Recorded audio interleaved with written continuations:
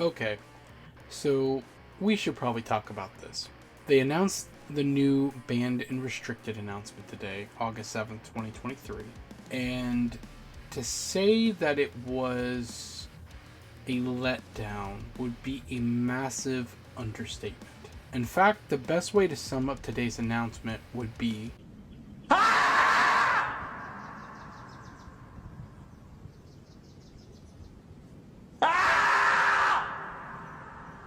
now, why on earth Wizards decided, in all their infinite wisdom, that the proper response to a format overrun with the One Ring, a format overrun with Orcish Bowmasters, was to do nothing about that whatsoever, and instead, no, let's take the spotlight off those cards that seem to be dominating the format, and instead, let's just unban Preordain. That's the only action we need to do here. That's it. That's all we gotta do. I think Preordain is fine to come off the ban list. I think that Modern has evolved a lot in the last decade, and I think allowing it to come off the ban list is fine. I don't think it's going to be very harmful to the meta. I don't think allowing Storm to have some new toys, Control to have some new toys, Combo to have some new toys is really that bad, because we have a lot of interaction now in Modern. A lot of people like to complain about the Evoke Elementals, but one thing they do provide is a lot of interaction points for strong combo decks and against strong combo decks. So I don't think the unban is bad. I do think that Preordained being unbanned and nothing else changing is a terrible way to deal with the current Modern format. Don't get me wrong, I don't think the One Ring should have been banned necessarily. I think the best solution is the most obvious one on the table. Restrict it. I understand it wants to hold restricted cards for older formats, such as Vintage, as they don't really have restricted cards in other formats. But it would make the most sense to do this with the One Ring, because you have two options. You can either errata the card to say you can only play one per deck, which would be a massive errata and a huge step to take. Or you could simply make it the first card to ever be restricted in Modern. And everyone would understand. I don't think there'd be a single person out there that goes, oh, that doesn't make sense to me. A card that's called the One Ring and you can only have one in your deck. No, that doesn't make thematic sense at all. I mean, it would be a perfect solution to the problem. It would make it so that players can't just keep playing One Rings into each other to loop them and to keep just basically skirting by with the card, allowing you to do a lot of unfair things. It would make it so you could still have it see play, be a great card in decks. It would be an awesome top deck sometimes. It would be fun, at least in my opinion, if we could do that. And then if it still presents a problem later, then maybe we do need to ban it, but at least try restricting it first. But to do absolutely nothing, it's baffling. I mean, I've heard some people say that, it hasn't been long enough, that we haven't had the format be like this long enough for us to make a decision like banning it or restricting it. And I can at least have some merits to this. But when you look at their explanation, that's what really gets to me. Here, let me go down to that. When the metagame preview for the Pro Tour was showcased, it was initially concerning. While the metagame share of decks is in normal ranges and is relatively diverse, the play rates of brand new cards in the One Ring and Orcish Bowmasters as the number 1 and number 2 cards respectively is something we rarely see in high-level Eternal tournaments. As we watched the tournament unfold and after, we had many conversations with players both competing in the Pro Tour as well as attending MagicCon Barcelona to play in Modern. Much of our concern subsided. A variety of decks were performing well, and the games and interactions within those games looked healthy. We saw some amazing matches over the weekend that were textured, interesting, and interactive. While it is true that these two cards made big waves at the Pro Tour and within the format, these cards, the One Ring particularly, can fit into a variety of decks and spread of macro archetype strategies to comfortably compete within the format without overshadowing everything else present in Modern. Games can be frequently decided by having the One Ring in play for multiple turns, but the bar for 4 mana cards being too strong in the format, as powerful as Modern, is high. Not many games are quickly decided by a run away from either the One Ring or Orcish Bowmasters, allowing players to play longer interactive games with plenty of back and forth. I must have witnessed Urza Saga recruiting Haywire Might to take care of the One Ring about a dozen times, which begs the question, who's the real hero of the story? So this is what I really particularly have the problem with. So if you read what they're saying here, what they're basically saying is after they looked at the metagame, yeah, they were very concerned. They saw the number of One Rings and Orcish Bowmaster was like, oh shit, maybe we made a mistake. And then they talked to people, and after watching the games, they're like, actually it's not so bad. But if you actually read his description, he pretty much outlines why it is bad. He says the majority of games are decided by the One Ring being in play for multiple turns. 100%, that is correct. That's the problem. That's why the One Ring is a problem. Because it being in play for multiple turns deciding a game leads to unfun and uninteractive games of Magic. Completely the opposite of what your description of it is. I will admit the Pro Tour's top 8, like watching just the Pro Tour in general coverage, was fun. And yes, there were some pretty interesting games that did involve the One Ring, but that was mostly because we were seeing a lot of high-level play of specifically Tron. But the card isn't just seeing play in just Tron. If you just watch Tron all day fetch the One Ring or not fetch the One Ring or play it over and over again or will they get to that or will they assemble Tron, that could be interesting to watch, sure. But when you see it all day long and matches are mostly just that, or just playing the One Ring or trying to get rid of the One Ring, how is that fun Magic? You're literally just saying the bad guy of the game is the One Ring and sometimes the bad guy wins. And if they don't win, it's because the opponent interacted and was able to remove it. That isn't fun Magic, and not every game of Magic should be decided that way. Now, it's hyperbole to say that every game was. Obviously, the Rhinos decks weren't playing the One Ring, nor the other Cascade decks, but it's more of a macrocosm of what the metagame was. So many decks were playing it. A lot of the major strategies are. And it is now so much part of the metagame that you can't really escape seeing it in large numbers. And that is the problem I have with their description, is they're basically saying, oh, it doesn't matter that a lot of people were playing it, because, I mean, there was interaction. People removed it, that's fine. No, it's not. Just because something can be removed doesn't mean it's too powerful. That's like saying something dies to Doomblade, therefore it can never be broken. No, you can have cards be broken and still die to Doomblade or other removal effects. But it doesn't take away what the card is doing to the format and how warping it is. And leaving it in game for as long as they're wanting to it's questionable. Like, I mean, I don't know, maybe they pull the trigger if they keep seeing things like this at the next set release, as they have allowed themselves with their new theory on how to do ban lists to be able to do that with new sets releasing. But I still think it fights against the entire purpose of their whole new BNR philosophy, where they only want to do it once a year. I mean, this is definitely going to lead to a situation where more than likely they can't just do it once a year. They're going to have to do another update because this card is not going to go away. It just showed that. I mean, if it were going to go away, it would have gone away after the first couple weeks after the set come out, or at least it would have, dwindled in numbers to the point where you see it sometimes as a card that shows up, but not as like the most played card. And Orcish Bowmasters, as powerful as it may be, wouldn't be as strong or nearly as strong if it wasn't for the amount of One Rings. And that's the problem. It's driving too much of the format, and I don't think that's healthy for the longevity of Modern. I'll say this, the group of players that I play at F&M with at my local level and the local tournament grinders, they basically saw this and were just like, well, Modern's fucked.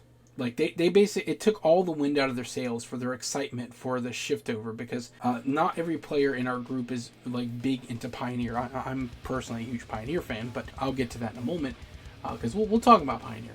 But I will say that most of them aren't really big into Pioneer, whereas I am.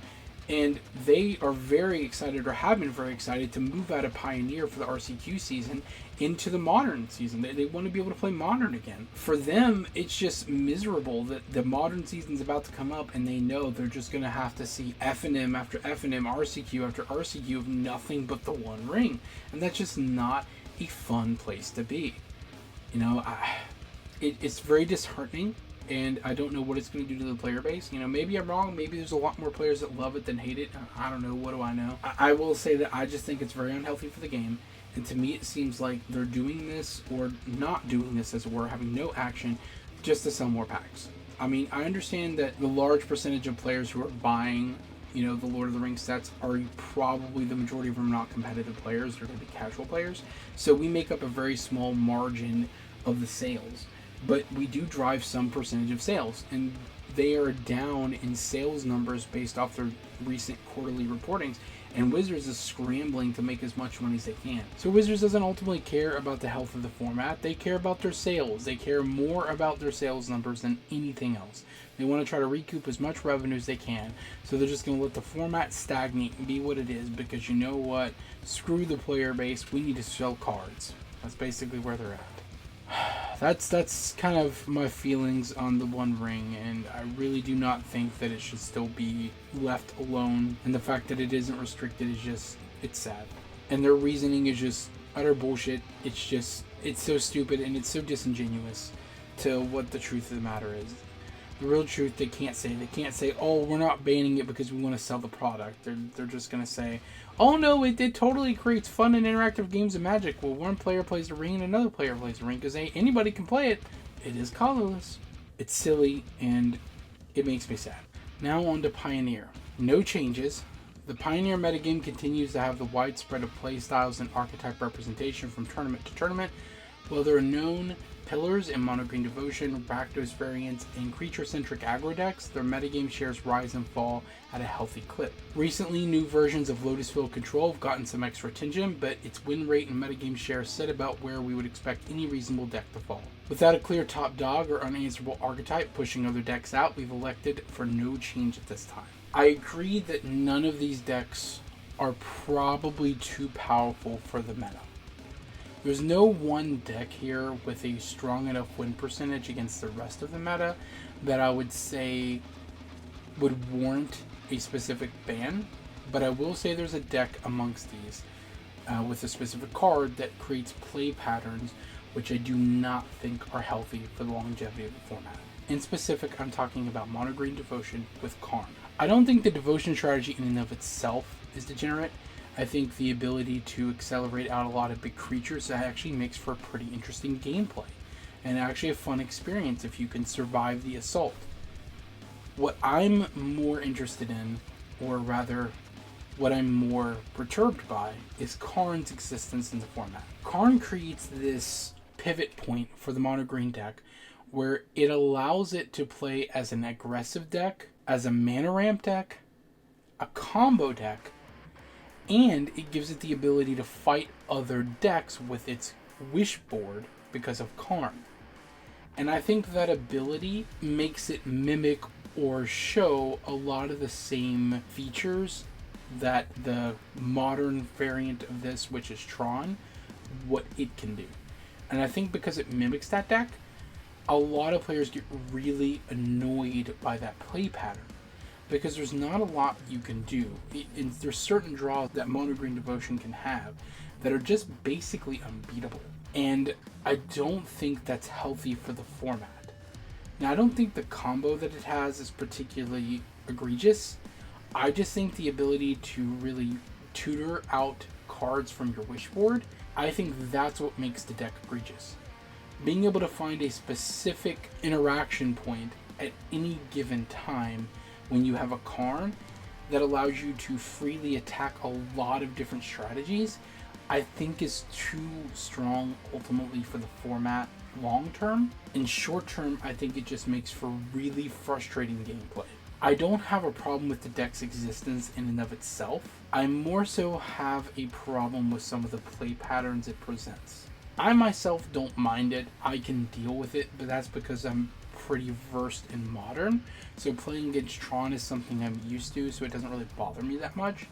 But a lot of new players coming into, or dipping their toes rather, into older format with a format like Pioneer, which is what it's meant to be, it creates this really negative play pattern experience. And I just don't think it's healthy for the game. I really feel like it should have gone. And I actually also think maybe Fable the Mirror Breaker should have gone. Not that I think that any of the other strategies are too particularly powerful.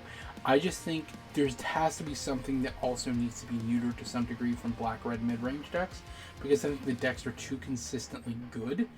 And I think that that's an anchor point that if you take away from them, makes their decks a little less flexible, which makes the other archetypes be better able to fight against them, which I think is more fair. I don't think you have to ban Hamburg the Fable, but I do think that if it were banned, it might make for a healthier metagame. Me personally, I love the card. I actually play a lot of different decks that play that card, but I do believe that for the health of the metagame, that both Karn, the Great Creator, and Fable the Mirror Breaker should go. But that's just my opinion. Maybe I'm wrong. I don't know. You all let me know in the comments out there. Sorry, this was just a ranting video. I had to talk about this. I mean, the part of the reason I made this channel was to talk about competitive Magic, and I have to document this because this is a historical moment. Wizards is choosing greed and money over the health of the format, in my opinion, and is choosing inaction over action for Pioneer, when I think it would make for a healthier gameplay experience, especially with the RC coming up in December, which I will be at. I do have an invite to that. I'm going to be doing some play testing on the channel on both Moto and on Arena. As a matter of fact, I should be having a video up soon for my first foray into some playtest videos I'm going to put out. Those who already know me know I'm going to be playing Blue-White Lotus Control. At least that's going to be the majority of my content, as that's my deck that is, I call my baby. I've been playing that deck for over a year. It got me a spot into the RC last November in Atlanta as well, and it's done it again. So I can't help but love the deck. I'm going to keep testing with it. Obviously, I will stay open to changing decks if something else catches my interest, but for now, I feel like it's one of the most powerful decks in the format, and I just want to learn every in and out of it with the current format and metagame, so I'd be really prepared this December for the regionals. Last year, I ended up going 7-0-2 day 1 with Blue Light Lotus Field Control, and then in day 2, the wheels came off. I ended up going 1-3, losing my first round day 2 to Mono Blue Spirits, and then I ended up losing to Seth Mansfield. Round 2, who was playing Blue Red Phoenix. Round 3, I got paired against a mono green deck, and I'd played against it 3 other times in the tournament, had beat it the other times.